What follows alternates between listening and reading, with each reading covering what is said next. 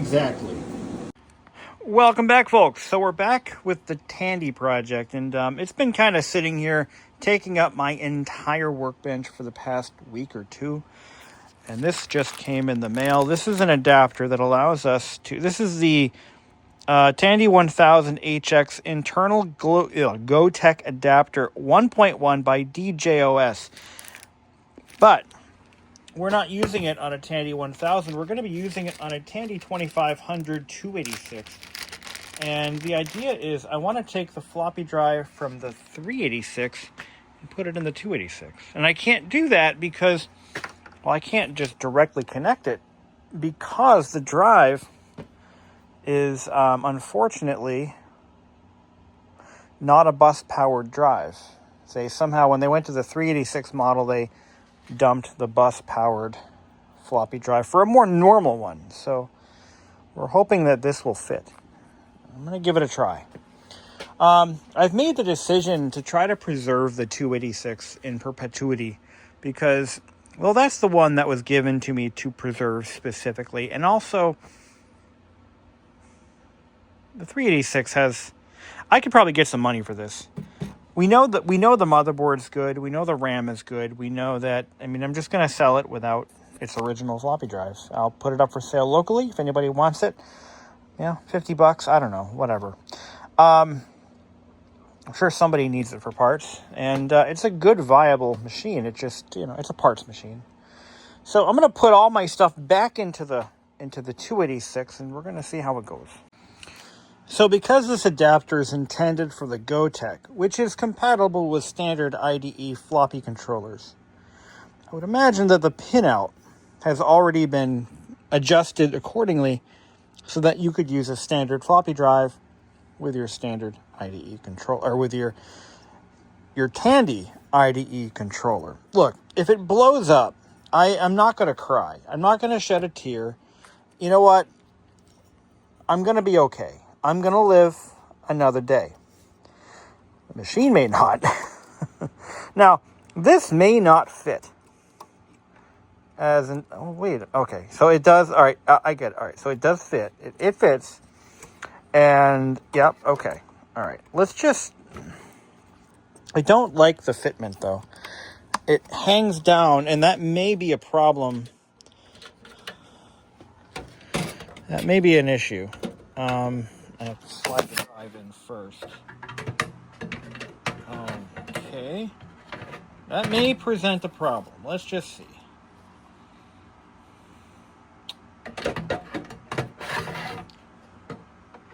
So that's going to interfere with the hard drive. So what we need to do is we need to chop off the end of this board. Full stop. Just chop it. Zip, zip. Done. That will only sever these two power pins, and that is all. That's all we're going to lose. So we need to take a little bitty sawzall there. Is this still going to be a problem? Well, no. No, it should be okay. As long as... Yeah, it's going to be a tight fit, but we can do it.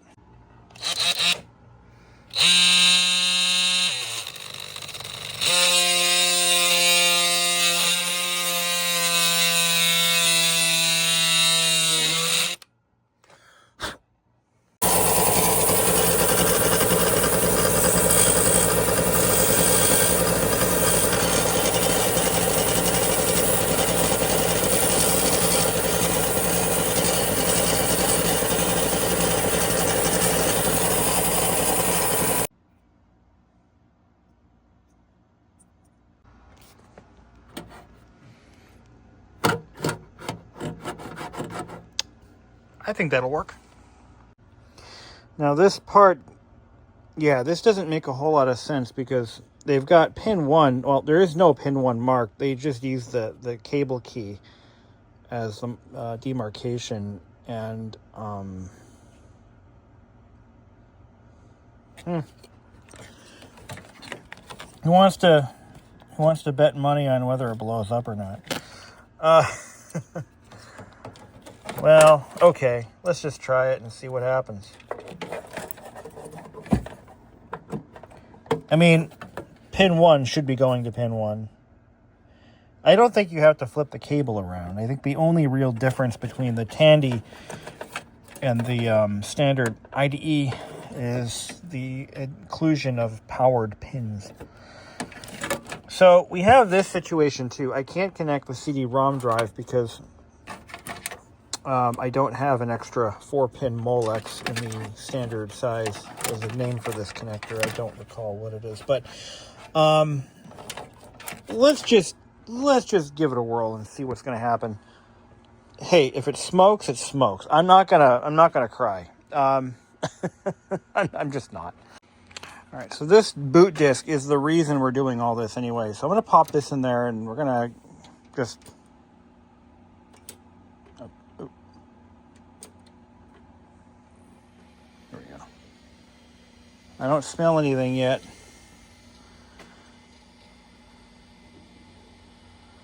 Nor do I have any video. Oh, I do. Son of a bitch. This monitor is trash. Diskette drive 1 seek failure. So, all right, let's try.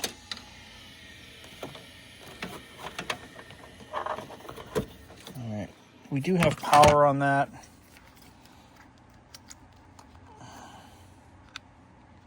Let's try this other connector. There we go. There are some weird idiosyncrasies with Tandy's floppy controllers, and I don't recall what they all are, but this monitor is, it needs help. Like, badly. It's got issues. Here we go. I mean, if nothing else, it should at least acknowledge that there's a floppy drive hooked up to it. But I can just barely... Here, let's turn this light off. There we go. Please run setup. And diskette drive 1 seek failure. Just, you know what? Now the monitor's dead. Undoubtedly due to faulty caps. And for whatever reason, the brightness control will not turn. It will not turn. So, there we go. Oh, yeah, got it. Okay. I freed it up. Yay! And it's yellow. F1 to continue.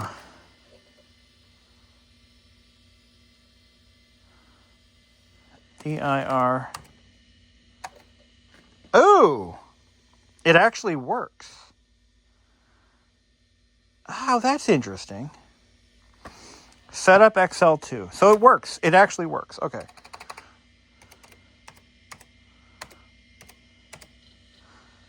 I thought this was a bootable disk. Maybe not. Okay. Well, there's our setup. This is why we're doing all this, by the way. And yeah, our monitor is going to need some work. That is known. That is well known.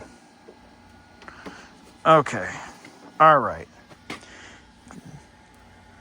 Left bottom drive not installed. Right top drive 3.5 1.44. Date. Looks like we're gonna do space change entry.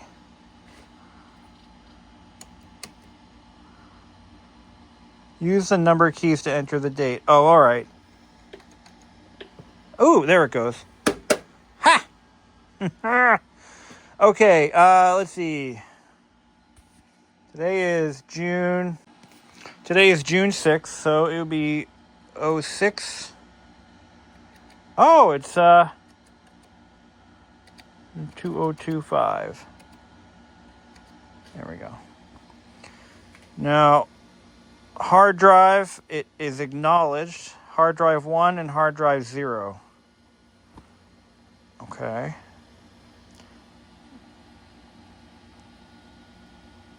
F2 save and reboot. So the floppy drive is working fine. It's looking for a bootable sector, but it's not finding one. So we'll take that floppy drive floppy disk out. So my intuition was right, and I'm glad I checked, because I would have connected that backwards. So now it should boot off the hard drive, right? Let's see what happens. And it's just sitting there now, trying to see the hard drive. Maybe not. Hard disk failure, F1 to continue. So now it's going to boot off of ROM. Okay, so drive A. Setup Excel.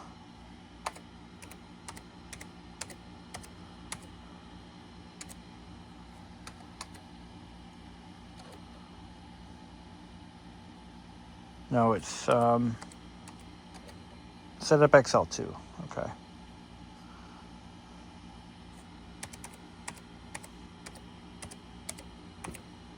There we go.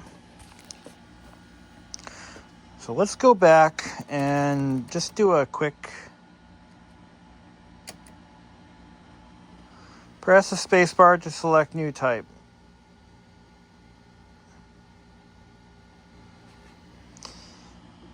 Drive 0, drive 1. All right, is that hooked up to the right port? It is. We know this drive works. We've already tested it. It actually does work. There's nothing wrong with this hard drive. The system just doesn't acknowledge it because it thinks it's something else. Now, what I don't... Yeah, size 20 and size 47. I don't know...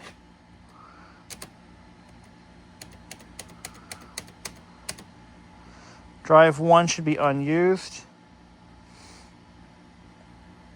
I'm going to have to figure out what the parameters are in this drive. Hold on. Now, if you know, you know. These Quantum Pro drives were notoriously unreliable as they aged. There's a rubber bumper inside here that the head stack assembly will get stuck to. It is fixable. Absolutely fixable. The problem is the number of people who know how to fix them, and the people who are willing to forego a mechanical hard drive for a solid-state solution, not many people are saving these. I am the exception. I will repair this drive if at any point it stops working. The drive does sound healthy enough to where I'm not too concerned about it, but I just figured it was worth mentioning. The model number, I need to look up the actual model number of this drive so that I can look up the specs. 52 AT. I believe that means 52 megabyte AT, but a lot of drives from that time would list the parameters on the drive cover, landing zone, heads, etc., etc., etc. LPS 52. It's a 52 megabyte drive, so I'm correct on that. So here are the specs. This is what you're looking for. So we want to know cylinder number. So this is back in the 286 days when this is actually the very first generation of machines to have a BIOS level drive configuration tool. So cylinders. Now it wasn't until much later, like kind of in the late 46, early Pentium days. 1219, not 1291. Cylinders, it's 2 heads. Let's see. Sectors per track is unlisted. LZ landing zone is 512. Bytes per sector. So this is the original hard drive to this machine, and I intend to keep it that way. I have no interest in putting in a solid state or a GoTech or anything like that. It's going to stay factory. It's going to stay original, which is why I decided to save the 286 in the first place and not put the effort into the 386. And as I said earlier, I'm going to try to find someone local who has an interest in vintage Tandys who may want the parts, whatever's left on the 386. Although it kind of would make sense for me to keep it because it has a good power supply. And you can never have too many good power supplies. You can never have too many of them, especially for machines like this that are not entirely easy to come by. So, I'm not saying that the 2500 is rare, but it's not all that common either. Now, the fact that this was a 286 with a factory CD-ROM drive makes it special, and that's kind of why I want to salvage everything I can out of it. I'm even going to try to repair the CD-ROM drive. So, this is going to be action-packed and fun. I may end up making my own adapter. I'm just going to find a 4-pin connector, chop it off something else, so that way I can power the CD-ROM drive properly. But all right, let's see if we can't get this baby going to 88 miles an hour. All right, here we go. Take that boot disc out. What threw me at first is the Tandy, because it has DeskMate built in, it's automatically detecting whether there's a bootable disk in the drive rather than just blindly trying to boot from it. So it's giving you a warning saying, hey, no bueno. So, yeah. All right, here we go. So right now it's looking for a bootable sector on the hard drive because there's nothing in the floppy drive. And yeah, that floppy drive-ectomy actually worked. So, okay, there we go. So F1 to continue. So what it's doing is it's automatically assigning the built-in MS-DOS and ROM, which is probably on that chip right there, potentially. Headland Technology. I've never even heard of that company. There's the music controller, keyboard controller. All right, let's go back to drive A. And it's set up 2500 XL2.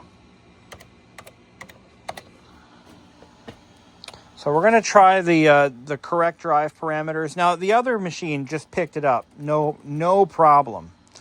So there is no 50. There's a 50. Can I do it manually? So I need the type, the cylinders, heads, sectors, pre-comp, landing zone. We're going to try 50. But then again,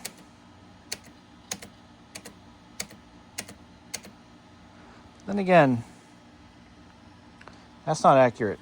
Not even close. Cancel, recall defaults, change entry. There is now drive 1 is unused. But is it detecting the onboard? We may have to play with this a little bit.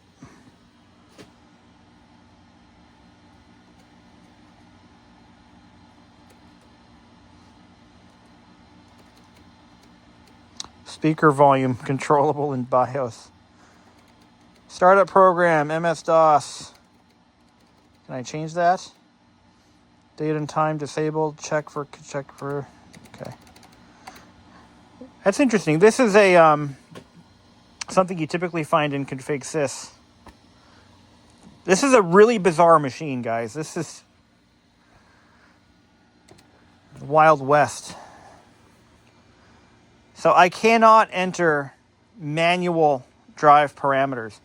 There are ways around that. You could use a drive overlay program, which will act as a chameleon. It'll just work. Configuration error. All right, let's try.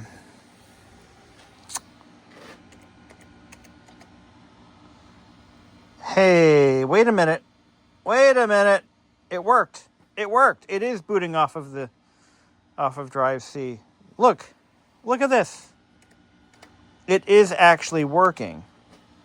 Hold on. Yeah. Look at that. Okay, we got to fix that. Missing high mem. All right, so, okay. This is getting weird. Go back to drive A. Let's try a different drive configuration. So we're going to go with setup XL2. I think we might have this figured out. But again, these old Tandys, they were a different breed. They really, really were. They were their own thing. All right. I kept scrolling through and I found what I was looking for. There is a user-defined category. So we've got cylinders 1219, heads. Okay. Okay, here we go. I think I got it. But then I got another error. Time of day clock stopped. Meaning it probably doesn't acknowledge the date. It's just on. Oh, nope. We're good. Will it boot into Windows? No. I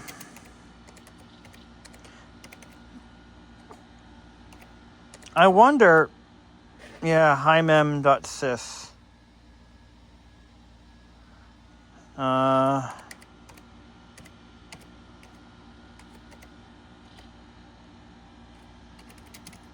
For some reason. But nope, it's working. There she goes.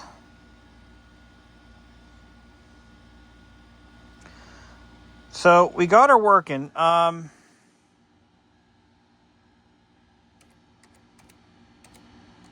What directory am I in?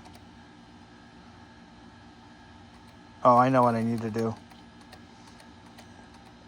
I got this into Windows before.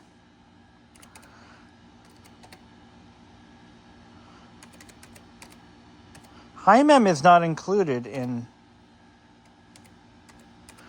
DOS 330.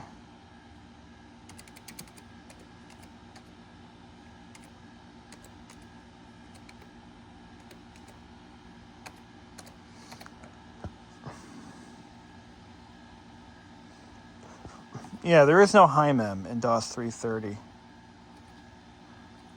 So I don't know why it's looking for hymem.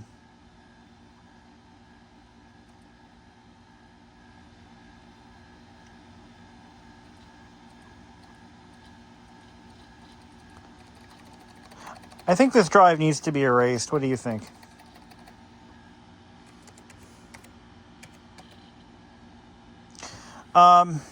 Yeah, isn't hymem like DOS 5? Anyway, I'm probably going to just erase the drive anyway. And then I'm going to do a clean copy of Windows. But I do believe I have the CD-ROM drivers. But what I want to do is we're going to put the CD-ROM drive back in. And then kind of see where things go from there. But so far, what's the date? No, that is correct. It is Friday, 6/6/05/25. We're moving forward, guys. Tandy will live again. Now, the 386, as of this moment, I have decided I'm going to get rid of it. And I bought it for that. All I wanted was the floppy drive, and I got that, so I'm happy. Let's go ahead and put the CD-ROM drive back in and see what we can do with that. Okay, so in my testing previously, I made the determination that there is something wrong with this drive. It is acknowledged by the bus, but it doesn't spin up. In my experience with, at least with car stereos, the reason this happens is because, don't lose your balls. 1, 2, there should be 4 of those, right? All right, so make sure we put those balls back when we're done. All right. So the reason this happens is because of capacitor failure, which is on brand for stuff of this nature. Totally not surprised. Yeah, the little balls go right there. We'll lubricate those. Let me put it back together. Let's just see what we're dealing with. I don't want to keep trying it and only to find out that there's electrolyte spilling everywhere. But the real reason I want to save this machine is because this is a factory CD-ROM. I have never in my natural born life ever seen a 286 with a CD-ROM drive, factory or otherwise. I have never seen it. I know it's rare because by the time CD-ROM drives came out, I mean, that was the stuff of 486. I mean, I have never seen a 386. No, that's not true.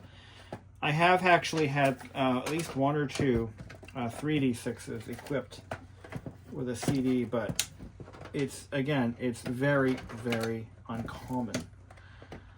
And mainly because the titles that were meant to take advantage of this new storage technology were written for much better processors and not for things like 286s and 386s.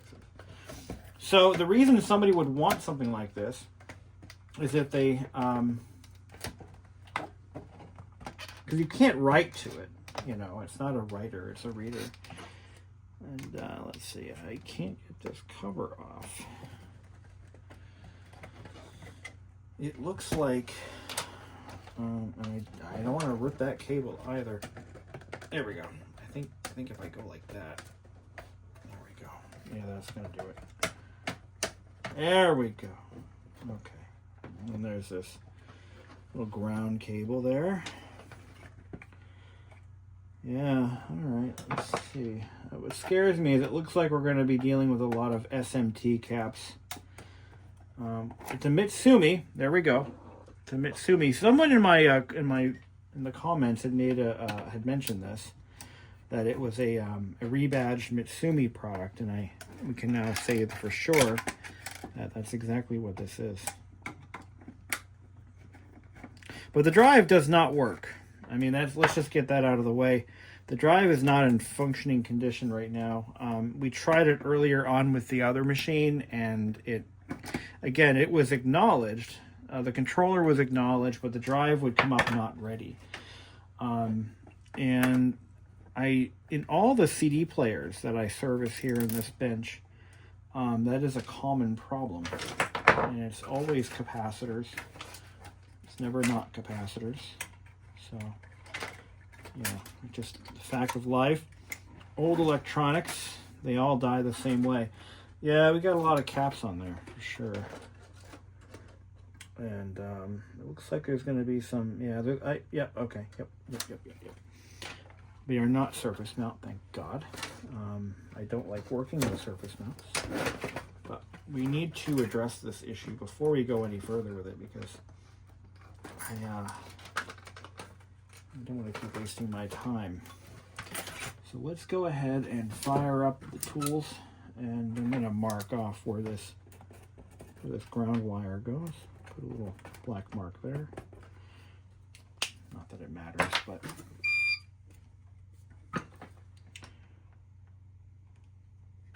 see how quickly that iron heated up? That's what you get when you spend extra money on the FX 971 by Hacko.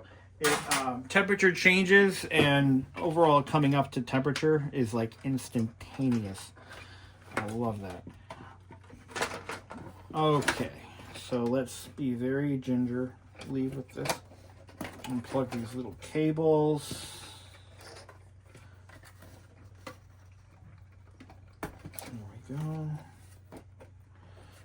Yeah, there's a lot of little caps on here that we need to change. This is a challenge, huh? They didn't want me working on this, did they? Everything is color-coded. I don't see any leakage on these caps, but that doesn't mean they're good either, so they're just going to change them out. I've taken an approach. We're going to do the monitor too. Like, this is all getting restored, all of it, the whole thing. Power supply, if I have time, I will do the power supply as well. But we're going to do the monitor for sure. That's already got problems. And yeah, we're going to go ahead and just get it done. The laser on this thing shouldn't be bad. As old as this thing is, that laser probably has so few hours on it that I don't see how it could possibly be defective. If it was sitting in a car, that'd be one thing. But given its lack of use, I mean, how much could it have possibly been used in a 286? You know what I mean? That's kind of where my head's at. Like, how much use could this thing possibly have in a freaking 286, where almost no software was written to use it?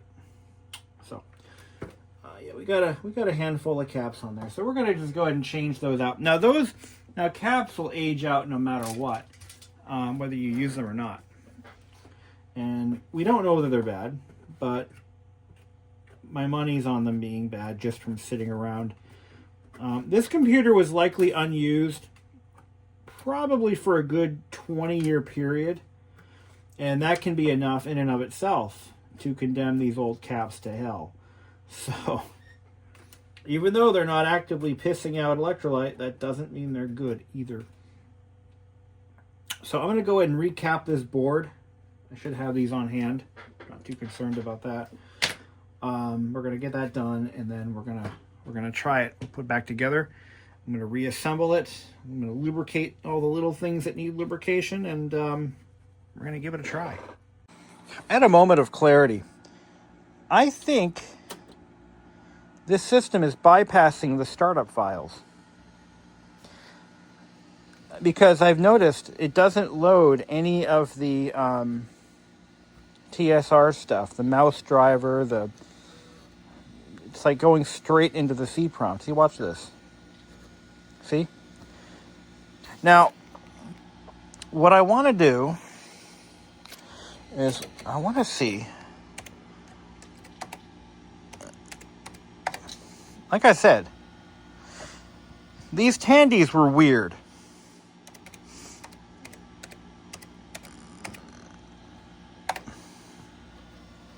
Really weird. Okay. Startup program. Deskmate, DOS. Okay. It doesn't let me check for config. No. No. That's why. Okay. So let's see what it does now. If I could just behave like a normal computer, I think we would get all those startup files loaded. When I put the driver in the 386, it just loaded right up. No. Still no.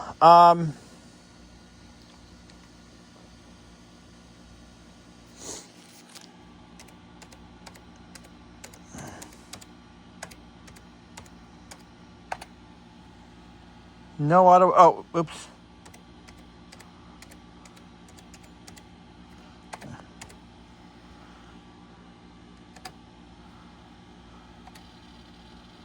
Hey, look at that.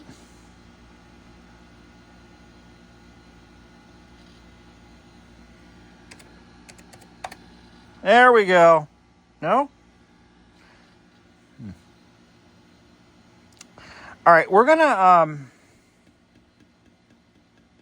I know what it is. Okay. This is a weird computer. Remember, this is not your normal Windows DOS machine. And I'm only able to know this because it still has its original file. It has its original system build. This is unusual, folks.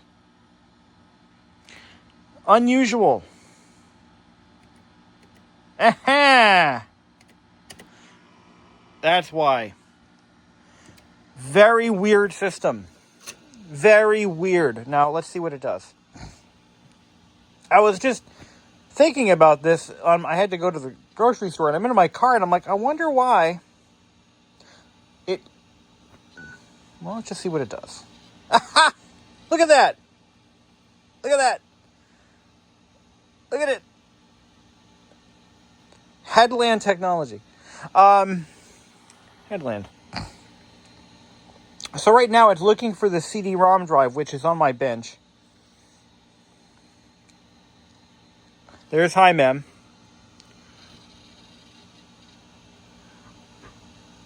It's got smart drive. We don't want that. Turn that shit off.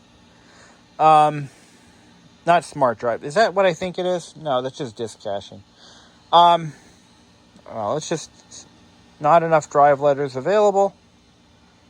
Whatever. Here comes Windows. Here comes Windows. Folks, we've got it going. Yes. On a 286. Yes. Yahoo. And I managed to find an original Tandy mouse for this machine while I was over picking up I was picking up some equipment from a guy in New England who sells vintage computers stuff. If you know who he is, you know who he is. And I was in his house and looking around, and I'm like, hey, I want this. This is the original custom-made for Radio Shack version of the... this is a Logitech product. And it's got the proper Tandy logo on it. So we've got an original Tandy mouse with the original Tandy keyboard, monitor, and system. Folks, this is good news. Okay, let's get that CD-ROM drive fixed up. All right, so we've got all the caps replaced. The 6.3s, I substituted 10 volt 220s. The 6.3 220s. Yeah, let's see what happens. Let's put it back together. But let's take a moment to appreciate one of the first commercially available CD-ROM drives ever. Just bask in its glory. I mean, wow. Just, yeah. Nice. All right, so I got the unit relatively assembled. Now, some of you might remember there were a couple of different CD-ROM drives of this time period before we adopted the tray loader drives that we all know and love. Those of us over 25 or so. There was this particular style drive predated the tray loader, and maybe right around the time of the caddy load drives, which were also quite common at that point, where the entire drive mechanism is in a drawer of its own. And in this case, it has a separate, which is why I really want to save this. This is really cool. Anyway, this one uses ball bearings to help glide itself along the track. Now, getting these ball bearings in these little divots here, and there's two on the other side, is going to be a nightmare. So what we're going to do is we're going to put a dab of polyolefin grease in each divot, which serves two purposes. It's going to lubricate the bearings. It's a very light grease, does not affect plastics. I'm also going to put some of that on the forward sliders. I'm calling them the forward sliders. On the other slider devices, unit thingies here, put some grease on those too. So this grease is designed for plastic on plastic action. Put a little bit in the track, just a smattering.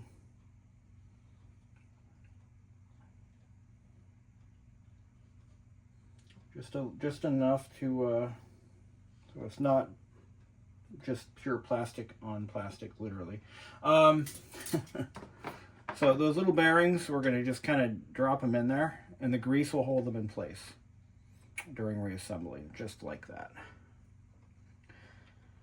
Kind of like when you put those little nonpareil things on cake frosting. There we go. That actually worked a little too well. So let's try to slide the drawer back in. Oh, there there are two little sliders at the bottom. Just put a dab of grease on those two. Okay. Here we go.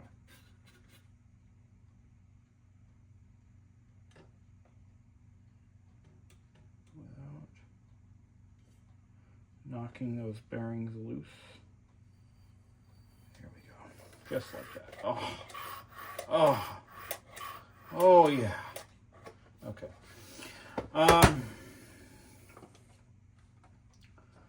Now, this little device goes on there, like so. Looks like it goes on like that.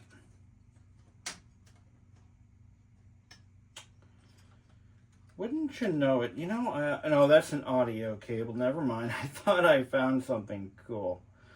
I was not right on that. So, how do they want me to do this? Oh, like that. Okay. Now, there's supposed to be a plastic shield. There it is. And that plastic shield, oh, that goes inside. I bet you that goes inside somewhere. Does it? Hold on. Am I going to have to take this all back apart again? I think so. Yeah, I think I do. Damn it. Yeah, it doesn't go there. That's okay. So this is kind of neat. They use a magnetic latch to hold the drawer in place. Look at how nicely that slides, though, now that it's been greased up. But here's the magnet. Look at the size of that. It's a cabinet latch. just like your old stereo cabinet. I just find that funny. But that should be it then. We'll put it together, pop it in, see what's going to happen. So I want to talk about a couple of other things that are worth mentioning with this system that I think are worth. I just repeated myself. I think I'm going senile. Anyway, couple of things. So, finding a drive like this, is it rare? Not really rare, but you just don't see a lot of them around. But the really sad part is you'll find a drive like this right here. Something, from the early days of multimedia computing. And you won't find the interface. Or you'll find the interface, but you can't find the driver. Or sometimes you might find an interface, but you can't find the drive. The ability to find all three at the same time in the same place is something that is quite rare. Not only is it rare, but to find them all in the same machine. It is unusual. I'll just put it that way. I have come across many unique pieces of early hardware, and I'll only get part of it. It's just really awesome that I was able to get all the pieces in the same machine. Relatively untouched from the last time it was used some 30 years ago. That is remarkable. Actually, this machine, according to some of the files that I found on the drive, this computer was in active use into the mid-90s. I believe 1996 or so. So it was about 7 years old when it was retired, which is kind of neat that I was able to confirm this. I just realized I need to come up with I need to modify my my extension cable here to have a proper connector. So I'm going to do that right now. All right, I got our cable made.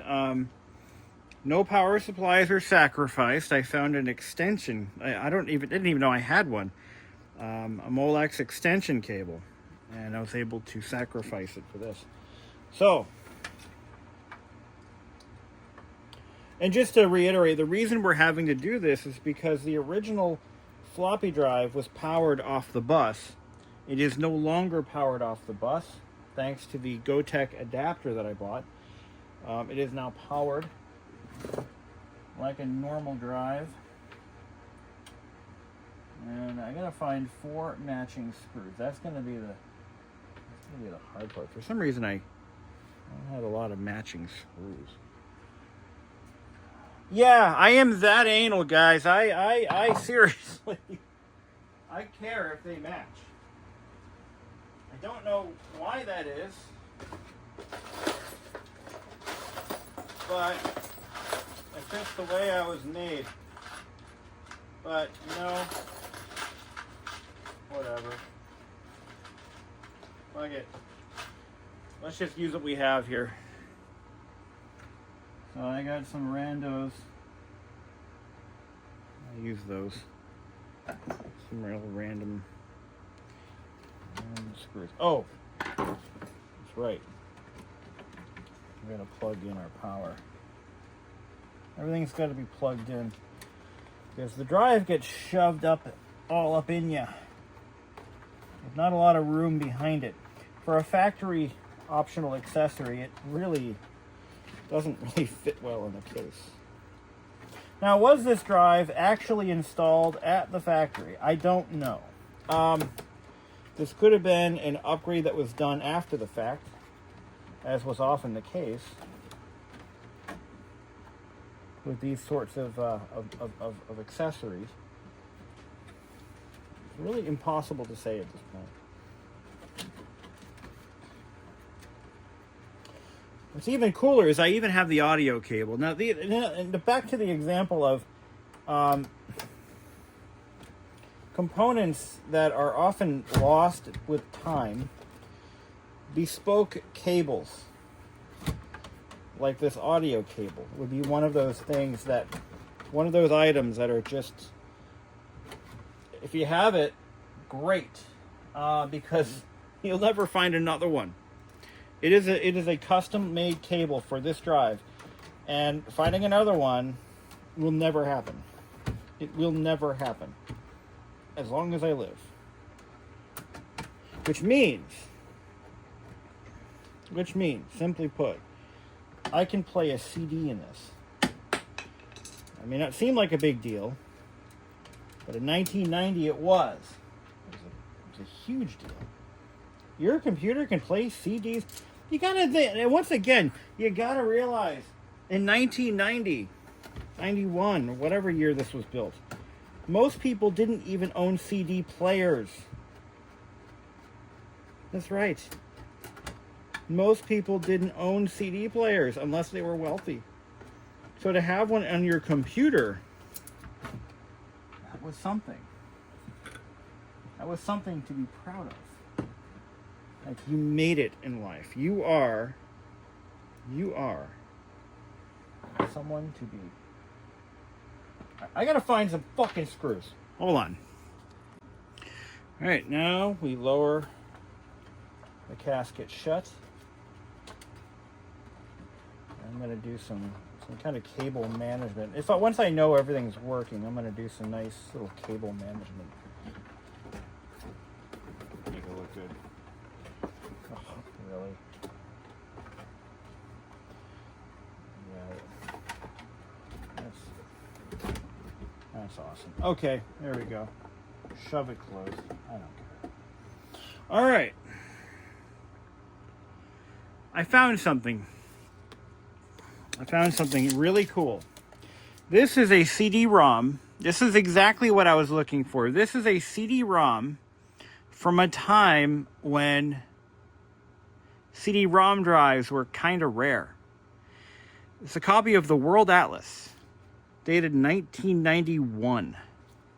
This is the kind of thing that would be made available should you be wealthy enough to have a machine with a CD-ROM drive. Requires DOS 3.0, 640K of memory. So if you had one of the rare, super rare 8088 machines, XT class, you could run this. with a CD-ROM. They actually did make CD-ROM drives that would work in an 8088. That was a thing. A very rare thing. But here we go. Let's power it on. Okay. Now I'm going to put a CD in there. Let's let it boot up first. So now I'm going to show you how it does detect the drive, which it did before. It acknowledges it. So we had to fix a few things in the back end, but I think we got it. There it is. Speed S equals 2. So, yep. There we go. Okay, that's fine. So CD-ROM drive is actually being detected. We're gonna quit out of Windows. I don't have the mouse hooked up yet, so we're getting there. Little baby steps. So what I want to do is I want to see in File Manager what drive letters we have, first of all. We have C, D, and E. Okay. Look at how nicely that works. Let's put this in there.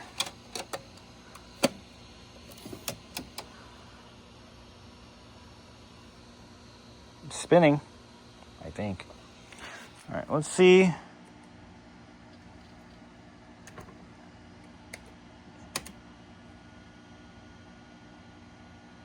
Nope, that's the built-in drive. This drive is partitioned. It doesn't see the CD-ROM drive.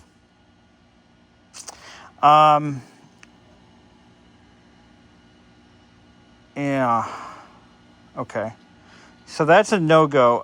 So that doesn't mean the drive is broken. It just means it doesn't accept it. It doesn't acknowledge the drive letter. So let's just confirm. Nope.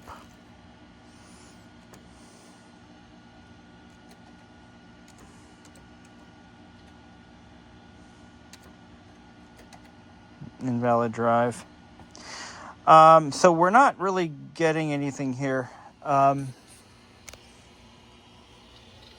EFG. What did it say? It was not enough drive letters available?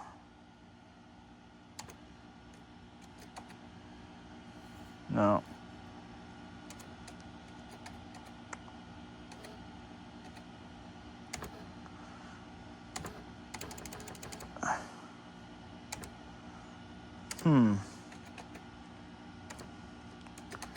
We need to figure out a way to disable the onboard. I want to completely disable the onboard drive, the virtual drive, if possible.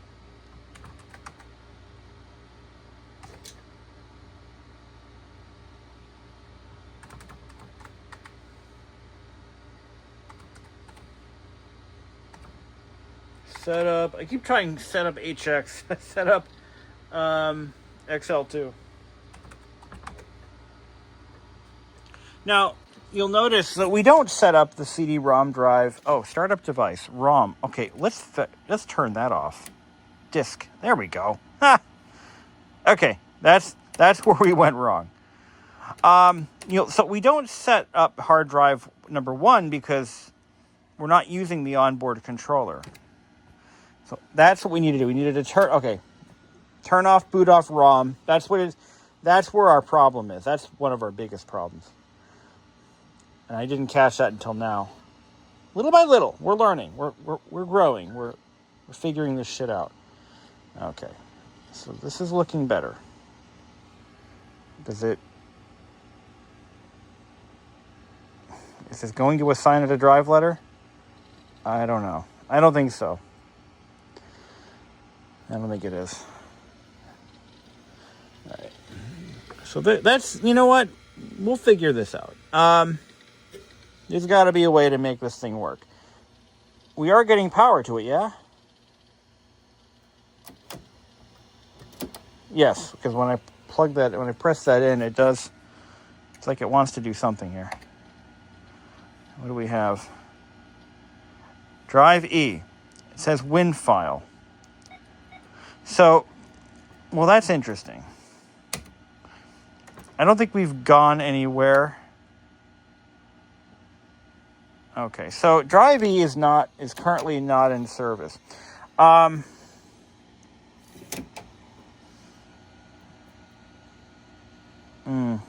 we haven't really gained anything.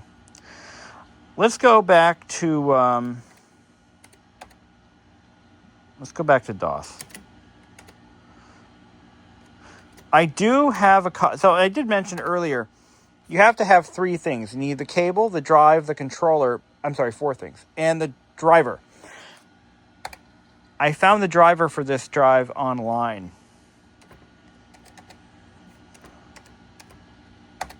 No, same error as before. Okay, that's all right. We might be able to get this going. It's just going to take a little bit more patience, and a lot of patience. What I want to do now is I'm going to clean the drive off. That's it. We're going to clean the drive completely off. We are going to do a clean install of Windows, I think, or DOS maybe 5.0.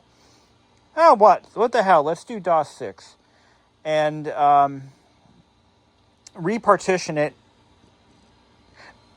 Excuse me. Reinstall the drivers for this. And then we're going to see how it goes. So just for giggles, what version of DOS is even on this? It's DOS 5. I thought it would be. I don't have a copy of DOS 5. I do have 622, though, so that's what we're going to use. All right, so we have drive D for, yep. So we only have the drive divided into 2. Drive D is games. That's the name of the directory. That's all right. We're just going to clear it and delete extended.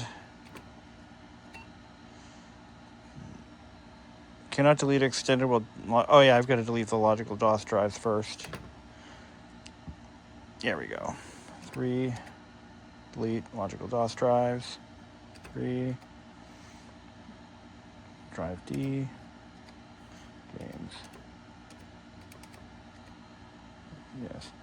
I should probably do an F-disk MBR as well.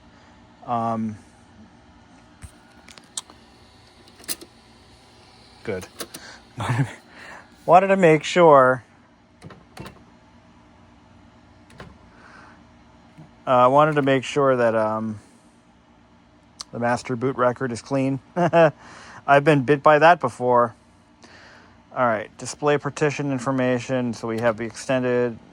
Yeah, drive 3. Delete extended. Number 2. Yes. Okay. Delete partition or logical drive. Delete primary. Yes. Writing. So we are removing a lot of schoolwork that I found from some middle or high school kid. But you know what? It's not my data to keep. So. Also want that drive to be its maximum size. That's all.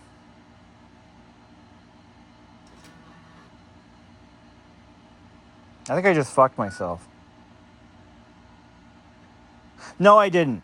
I was gonna because this is the DOS 622 upgrade. So it's expecting there to be an operating system currently on the drive, but right now the drive is wiped, effectively. We're fine. I'm going to do an F-disk MBR to clear the master boot record just because I've been bit by viruses before on machines like this one. It's no fun.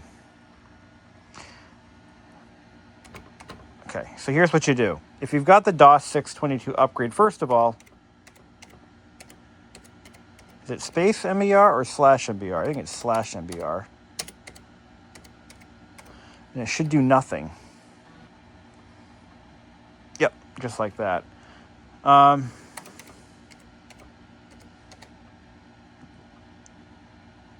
Display, make sure we have a primary. We do. 50 megabytes. Okay. Format C. S. And that will put a bootable operating system on the drive. And that's really all we need to do. And then we can run the installer for DOS 3. Now, in the meantime, I'm going to make sure I have a disk version or a copy of the CD-ROM driver on Floppy. I want to make sure we can get that working again. Getting ready to do a live feed. So let's see how healthy our drive is or is not. Here we go.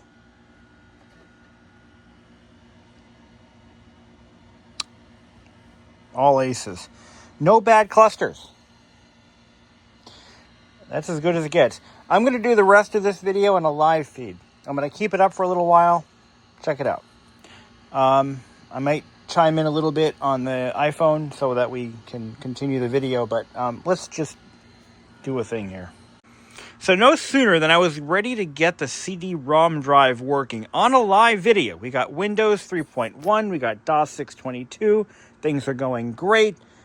I go to restart the machine and it comes up with a drive failure. I was talking about this very thing. Now, if you know, you know. These Quantum Pro drives were notoriously unreliable as they aged. There's a rubber bumper inside here that the head stack assembly will get stuck to. It is fixable. Absolutely fixable. In the first part of our video.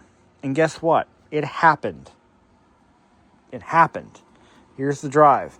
Let's crack it open. I'm going to show you why it failed. I might be able to fix it. I might not. We'll find out in a few minutes. It depends on a lot of things, but I'll show you where the failure mode is. Let me get my camera. But just to reiterate, I do have other drives I can use. Not that big a deal. And they're not the Quantum Pro drives. The Quantum Pro drives, they are, they were used. Now this is the same drive that you're going to find in your classic Macintosh or in your Compaq use these too on a lot of machines. And they all die the same way. Now we got to start off with demagnetized tools. And I have a demagnetizer somewhere. That's all right. So this drive is dead to the world. There's a clean copy of Windows and DOS and a mouse driver, and we were going someplace with this, and then it just went boom. But here's the thing, it's not a great mystery as to what the problem is. It's a known issue, and it is fixable for the most part. Even if you don't have a clean room. Yeah, they use a security screw. Warranty is void. That's okay. Quantum is no longer in business as we know it anyway. So, oh, look at that. They got a little hole there. So we got to put a piece of something over that when we're done. Take this nut off. There we go. Now I got to take that screw off.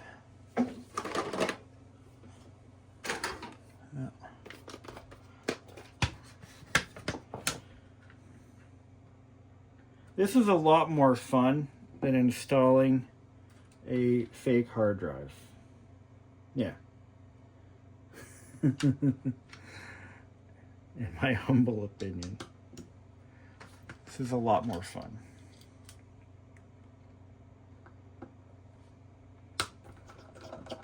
Okay.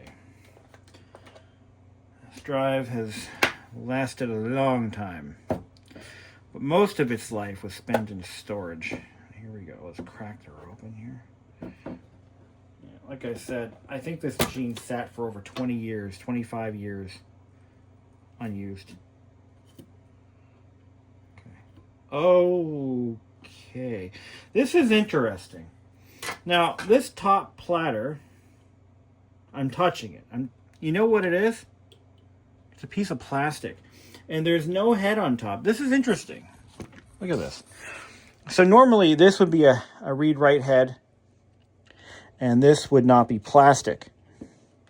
Now the problem is this little grommet, right? Is this magnetic? No. This little grommet right here is the problem. There's two of them. There's one there and there's one there, and they're little bumpers. And look at that. Look at that. My tool just sinks right into it. So we need to actually remove that. Yeah, that's exactly what it is. And there's two of them, and it's stuck, and it doesn't know what to do. So we are going to do something about that right now.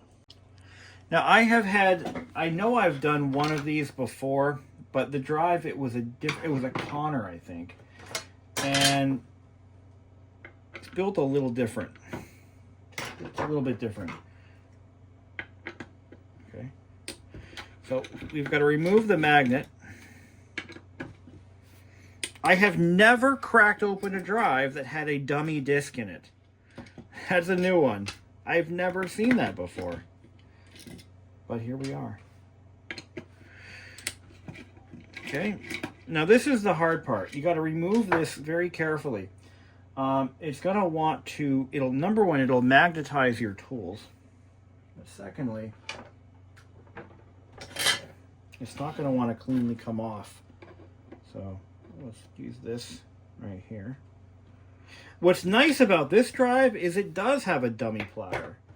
And that makes it actually easier because we don't have to worry about dust falling on it. There we go. There's the magnet.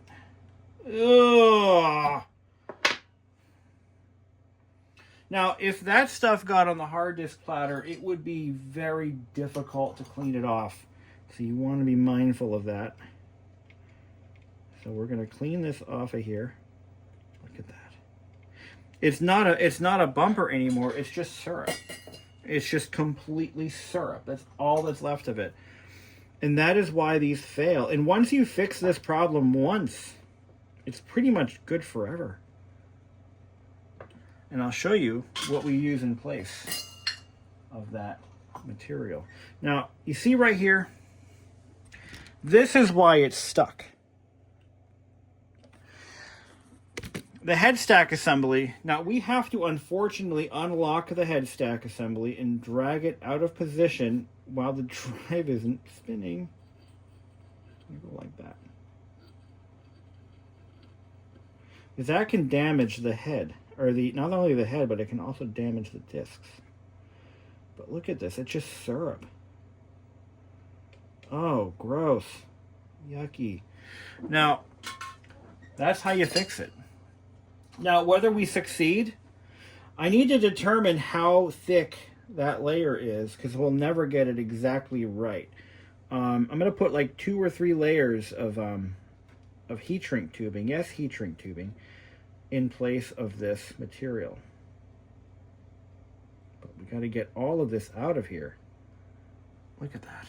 That's supposed to be a rubber bushing. This is scary, man. Crazy stuff. Now, I fixed I think I fixed 2 drives so far with this problem successfully.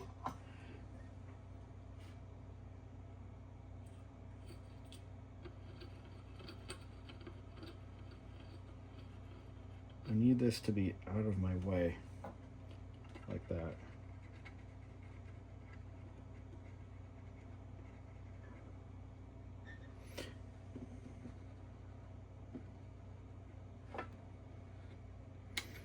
The nice thing about a drive that's this small is the track density isn't really, it's just not there. So because it's not a dense drive, so the odds of you damaging it are much lower than if it was, say, an 8 gigabyte drive or something like that, something much larger.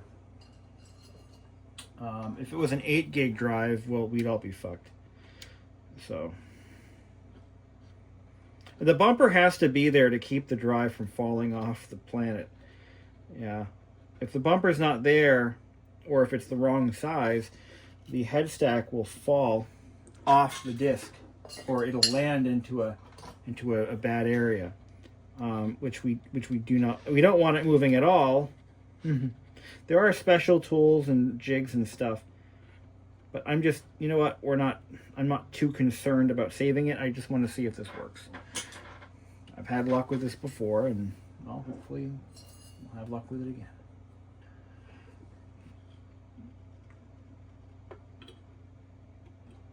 But we do not want this ending up on any platters, dummy or otherwise. That would be a dream killer right there, because that would just instantly kill the drive forever. We're talking head crash, we're talking schmutz, just bad news bears. We're just gonna get as much of this off as we can, knowing full well that we're probably not going to get it. It's probably not going to work again. But I'm loving this fake platter right here, which is probably just there for flywheel purposes, because otherwise it would be just a single platter drive, which probably wouldn't, who knows, it needs inertia, I don't know. But all right, so we're almost there. Okay, so now we need to take the other side and do the same thing. For that, because I have it in my hand, I'm just going to use a rag. I'm going to dispose of this rag afterwards, and that'll be it. There, wipe it off. Just clean it up. Okay, that's clean. The magnets on this drive are very small. Now, 52 megabytes. Let's talk about that in context of 1990-ish, 1991, 89 maybe. So 52 or 50 megabyte hard drives were what you would typically find in, say, a laptop. You wouldn't normally find something that small in a desktop, especially not one with a CD-ROM. Now, just hold on a second here. I just had a bit of enlightenment here. The CD-ROM disk itself has a larger capacity than the hard drive. I just noticed, it just hit me, like, wait a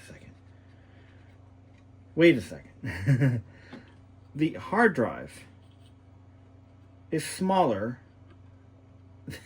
than the removable disk, the CD-ROM. I mean, clean this off here.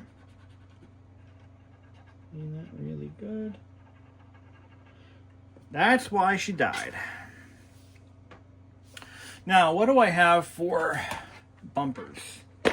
So, I've got shrink tubing. As long as it goes over that, we're going to cut it, we're going to heat it up, we're going to shrink it, and we're going to pad it with glove. All right. Now, let's see here. It needs to be about that long. Let's try putting one on this guy first. Let's shave it down just a little bit more.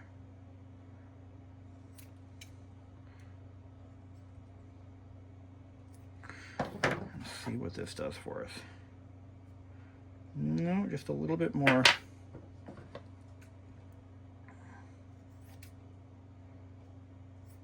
There we go. And that should do it. It's layer one. I'm going to cut a few more of the same size, roughly. Do it by eye. Layer two. And layer three.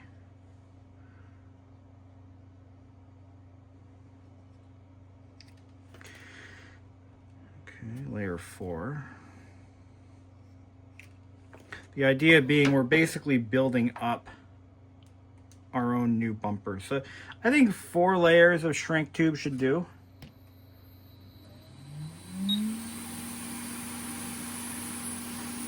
One. We're literally eyeballing this. I mean, this is like so imprecise and so just anti, what they would have done in a legit hard drive factory. what we're doing is sacrilegious and just not very smart. But you know what? I look at it this way. If it works, it's a damn good idea, right? Right? So that's 4 layers of bubble wrap. And I think that's going to be close enough to the original bumper size that it might actually fucking work. 1, 2, 3, and 4. If it works, it works.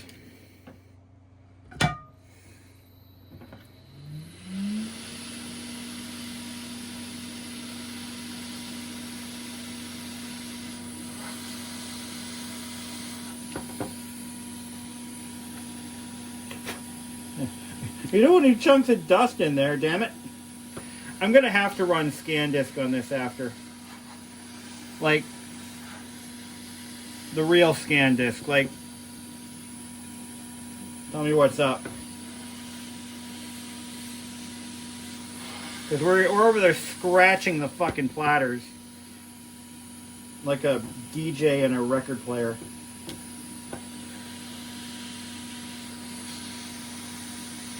There are clean rooms for this kind of work, guys.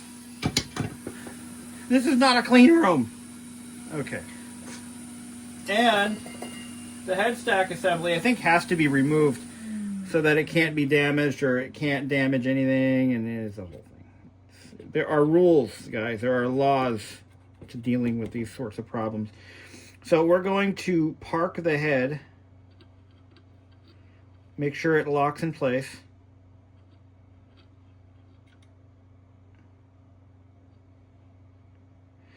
And, or does it park the other way? I think it parks the other way.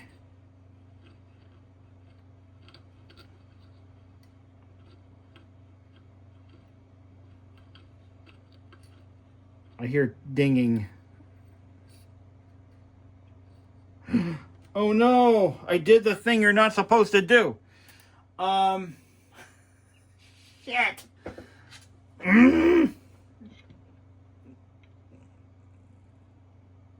Okay, I got it back. Okay, maybe we're okay. Ah, I did it again.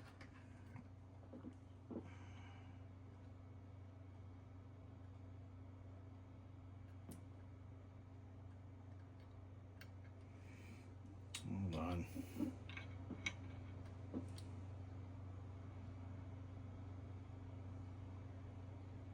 That's it, it's done. Oh, God. No. Did you hear that? No. It's done for, guys. It's done. I fucked up. We're going to try it anyway. I've done worse on purpose. But what interests me here is this is supposed to... This isn't working. This is supposed to lock it. Oh, you know why? Oh boy. Is it stuck? It's like the spring isn't springing. Well, fuck it. Let's just go. Let's just send it. There we are. Yeah. Okay. Send it, my friends.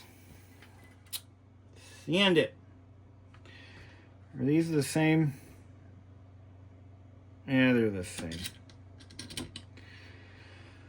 Oh boy. Are they? They are the same. Oh man, this drive is done for. Yeah. Guaranteed. Money back guaranteed. Done for. Okay.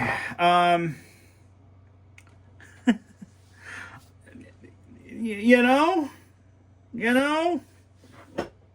where's the cover? Let's get this over with. Let me get a can of air. Hold on. I'm speechless. There's no way. There's no way it survived. Nope.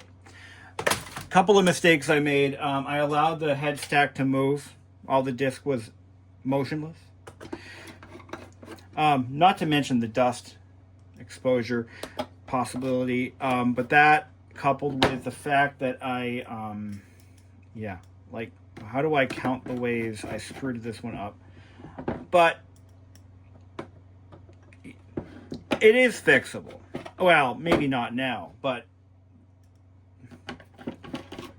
yeah, it would be fixable, theoretically. In theory. In theory. It would be fixable. But Butterfingers here fucked up. So you gotta torque it, which really just even amount of pressure, equally dispersed over a given area in a cross bolt pattern.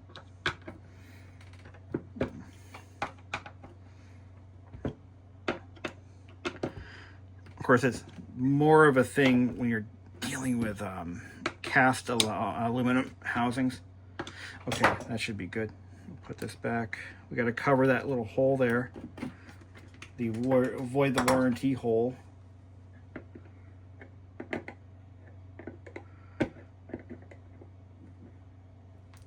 Okay. And for that, we have HVAC tape. This is a precision operation, my friends. We've already fucked up. We've already gone above and beyond the level of fucking up that could possibly be fucked up.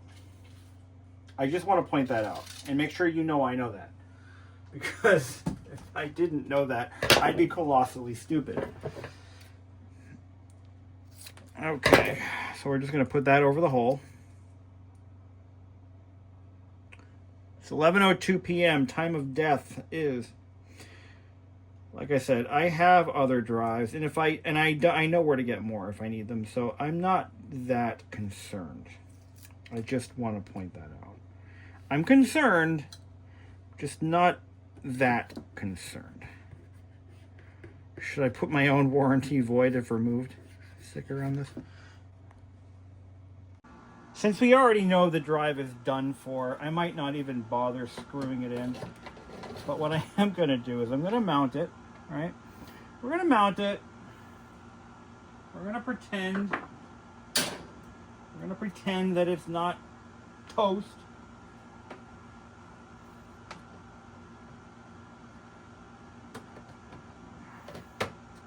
But this kind of failure was inevitable. I mean, absolutely inevitable. It was already dead before it even hit the floor. Wait, no, hold on. You know what I'm saying? It was dead before I even brought it into my house. The fact that it worked at all is a miracle. So here we go. Oh, gotta take the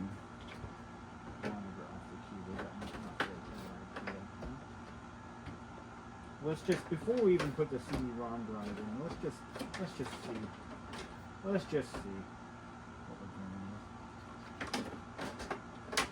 with. The whole purpose of this whole thing was to get the CD-ROM drive working. And, well, the gods didn't agree. Here we go. Drive spins up. It's doing a head seek, track seek. Here we go. Starting MS-DOS. No fucking way. Look at that. You should put a GoTech in it. Or A CF card reader. All right. Scan disk. We're going to run scan disk on it, and when I see a passing grade, then I'm going to know it's good. We're going to do a full surface scan on it. It's a 50 meg drive,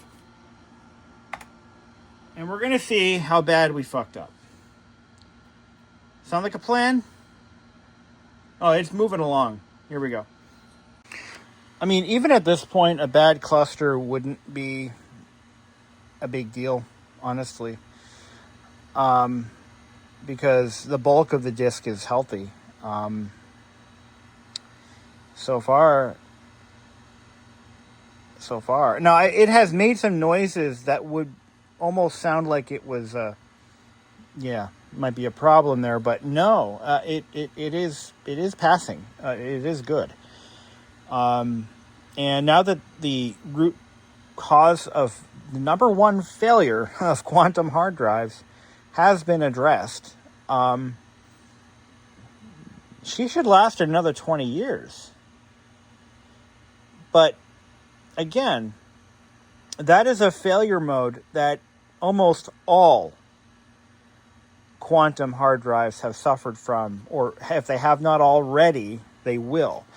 And we have just addressed it, and it took me 20 minutes to fix it. So I look at that as, that's pretty damn good. I'm not gonna complain about that kind of a result. And I was fully 100% expecting bad clusters, at least a couple. It did not find a single one. So again, that is what makes this hobby fun.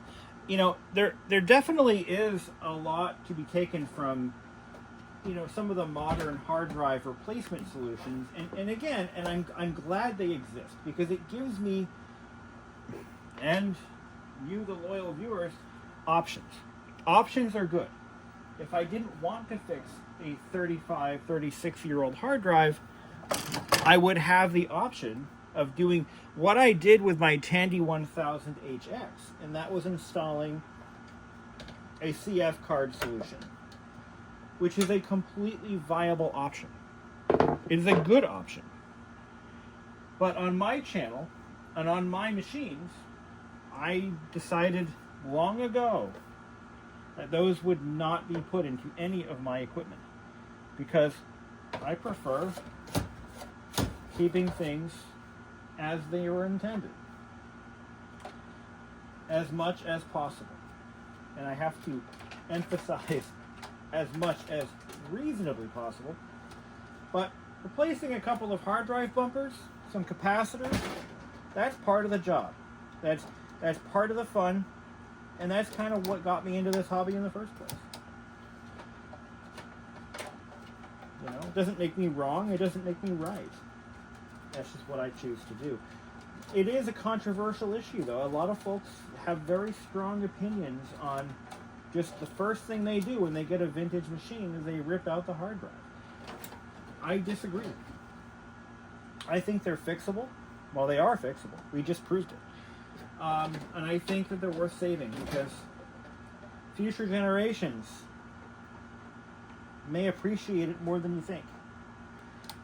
Let's think about all the Ford Model Ts that are rolling around with small block Chevys in them. Nothing wrong with it on the face, but if you're trying to preserve history, you kind of want to see that old flathead Ford engine. You want to see it in action. You know, that's what you're going for. You know, that's what most people, I think, would. Again, depending on what interests them in the technology in the first place, you know. But yeah, I mean, a 1912 Ford Model T with a flathead V8. I mean, there are people that are really into that sort of thing. But I'm not one of them. And I say it, and I again, you know, I share that philosophy with my vintage computer. Yeah, because that's what I do. You do you. I do me. Let's be a happy family. All right. So we're just missing one screw. I'm gonna go dig one up. Ooh, I found one. Ha! Ooh, a penny. I'm just kidding. Didn't actually find a penny, but I found a screw that doesn't fit. Ah, damn it. Okay. Hold on. All right, so we have the CD-ROM driver right here. It does include MSCDEX. I made sure it did, and we're gonna give it a try. Is this actually in all the way? I don't think it is. I don't know. Oh, it's not really on all the way. There we go. It's being caught. There we go. Really?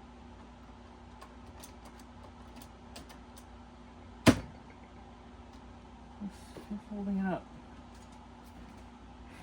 This is a very tight-fitting cover. Almost unusually so. Oh, you know what? Maybe I've got the hard drive in the wrong slot. And it has to be moved back a peg. That's okay. We'll fix that. We'll fix it in post. Get it? Good joke. All right. I'm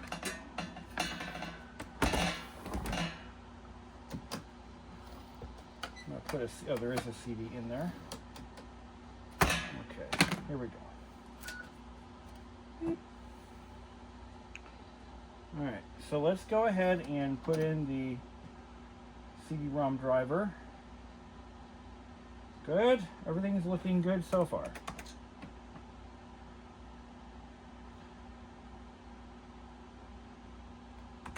Set up or install? Set up. So the hardware is all in place. It's hooked up. Okay. Yes.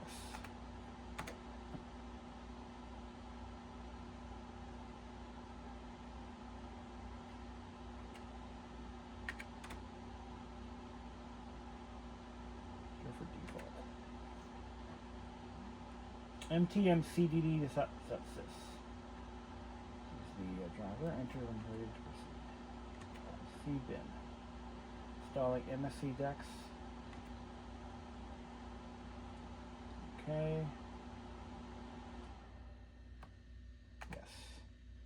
It's going to set up the, we're going to do all defaults. So the IO address, we're going to do P300. Enter for default. Audio play mode. Enter for default.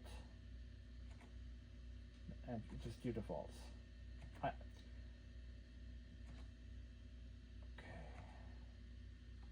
Yes.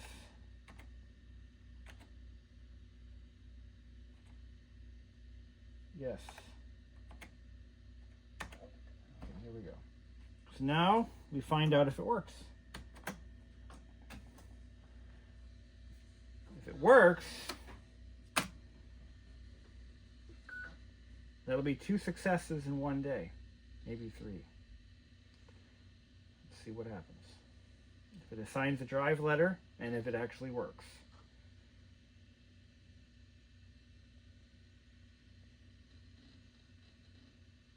I think it worked. Drive D. Nope. E. Nope. Didn't work. No drive letter assigned.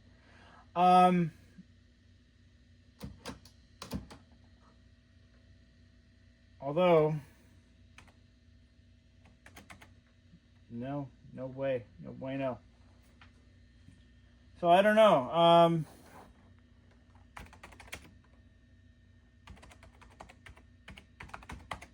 Let's see if we have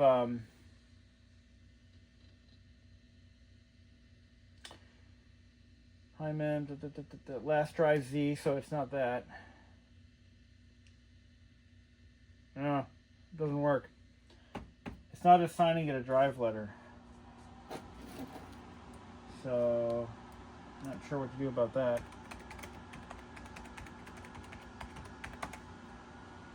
see what auto exec looks like. Now, yep, MSC Dex, EMSC D001. Don't know. It's not giving it a drive letter. Oh, incorrect DOS version. Oh, that's a new one.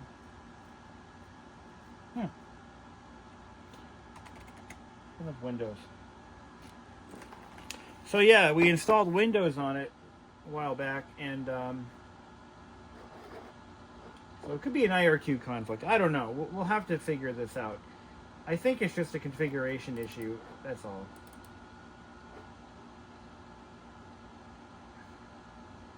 But it's not assigning a drive letter. It was doing that before. It was assigning a drive letter, but the drive wasn't ready to receive the drive letter. So I really don't know where to go with this. No idea at all. Just, I don't know.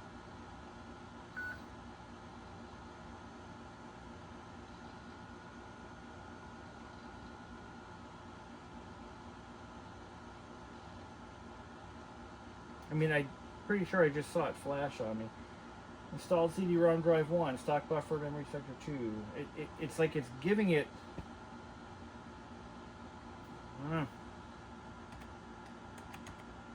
Just, no, it's not happening. So...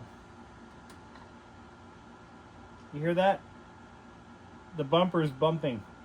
So when you shut the drive off, the head stack clunks up against the bumper like it's supposed to. I call that a win. You know what I'm gonna do? I'm gonna try to find the owner's manual for the CD-ROM drive. And that's really all I can do. And kind of go through the manual and figure out, you know, all right, what am I doing right? What am I doing wrong? Clearly I'm doing something wrong. Let's check the jumpers on the card before we call it a night. Channel 1, channel 3. Is that the... There's a switch block. And there's some jumpers. I'm going to have to see what I might be doing incorrectly, I guess, is all I can say. Yeah. That's it. All I can do. Is we're almost home free. The cable's not loose, it's not hooked up backwards. It's got power. It's nothing obvious, nothing simple. Everything's all secured and tight and right. Don't know what to do, Lucy. I don't know, man. You tell me, Lucy. No, that's how you know I'm tired. So I did just confirm that all the jumper settings and the dip switch settings are default. I did install it with all default settings. So I think I don't know what to make of it.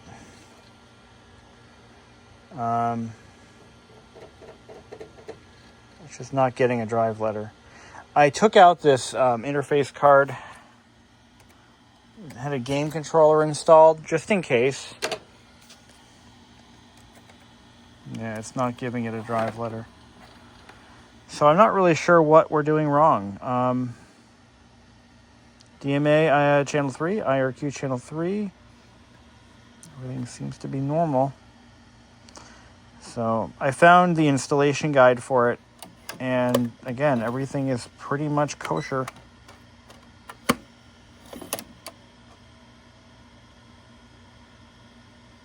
But yeah, I don't think it's spinning. Don't know. It's a mystery. All right, guys. So I have determined what the problem is with the CD-ROM drive. There is a hardware failure, and it's not capacitors, unfortunately.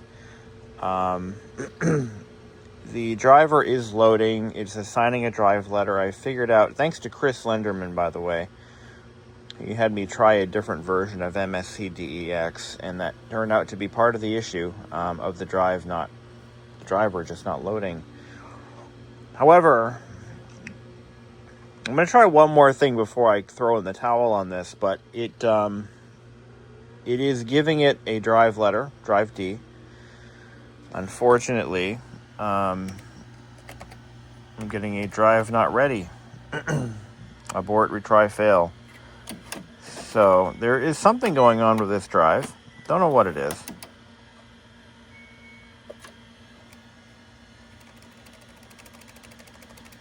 It's just not happening. So I just tried installing it both as a non-DMA transfer and now with a DMA transfer. So direct memory access. But incorrect. Okay, so I have to overwrite. Hold on. So this error happens when the MSCDEX version is too old for this version of DOS, which is currently 6.2.2. So I must have overwritten that file by accident. So I'm going to just go ahead and fix it.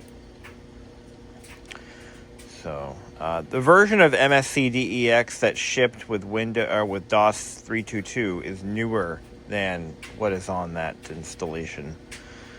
So that's not a big deal. All we got to do is go in here.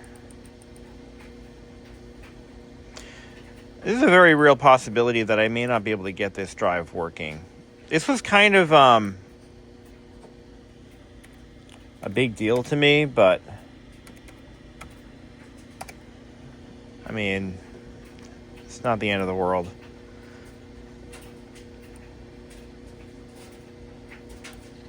It's not the end of the world, and I think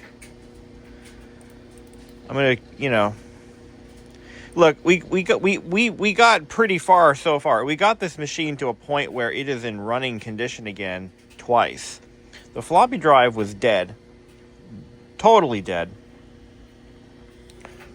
and now it's been replaced with a proper replacement drive. Which means that we had to, well, it's replaced with a drive that is of the same physical characteristics, but with a different type of interface. But we were able to get over that due to, the work of, is it Derek Osborne, I think, who makes those Tandy 1000 adapters? I mean, could have done it without him. I think it's Derek Osborne who makes those. Incorrect DOS version. Still with the incorrect DOS version. All right. This means that it's not assigning that's why it's not assigning a drive letter, because it has the wrong DOS version. The wrong version of MSCDEX. Even though I just overwrote it. Let's see. But, so we came through that issue clean. If I have to delete the CD-ROM drive entirely, I'm okay with that. If I have to put a normal CD-ROM drive in, what the hell? I mean, it's all good. I mean, it's okay. It's just annoying and a pain in the ass, but,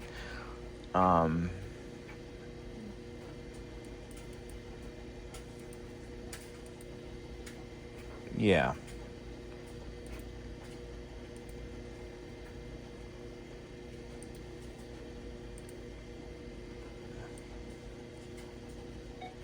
Cancel. What did we just do there? All right. Let's delete that file entirely. All right. Now we're going to go back to... I'm going to copy it one more time.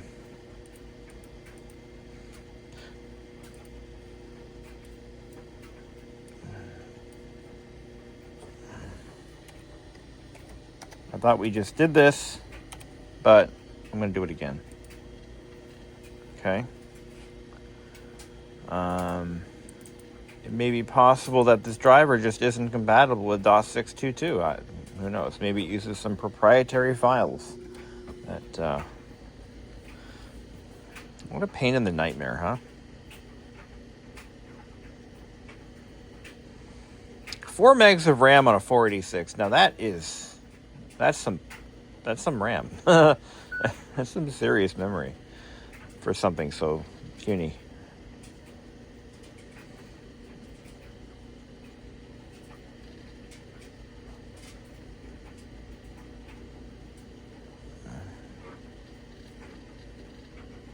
Yeah, it's still coming up with...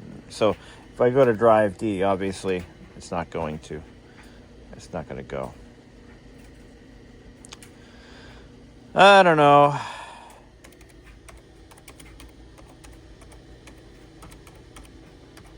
But I think the drive is dead for sure. It has presented some unique problems.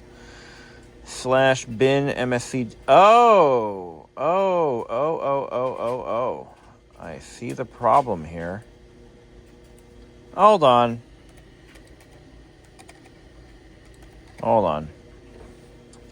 Look at how fast Windows 3.1 loads on this thing. I mean, seriously, it's impressive.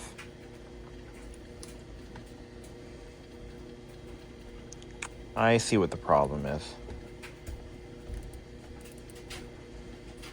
There's a directory called /bin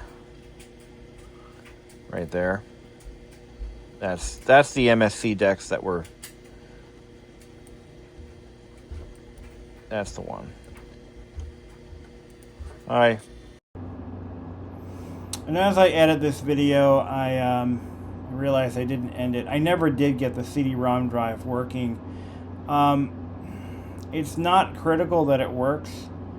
I want it to work for historical reasons. So I may play around with it a little bit more at a later time, but I'm going to be moving on to other projects for now. I will continue on with the restoration. We'll be doing a complete monitor recap job and check it over internally, figure out why it's behaving so badly. I'm also going to clean the keyboard, which is absolutely disgusting. So stay tuned for the updated video, but this is all I got for now. Enjoy the 2 hours of content for free. Thanks for watching.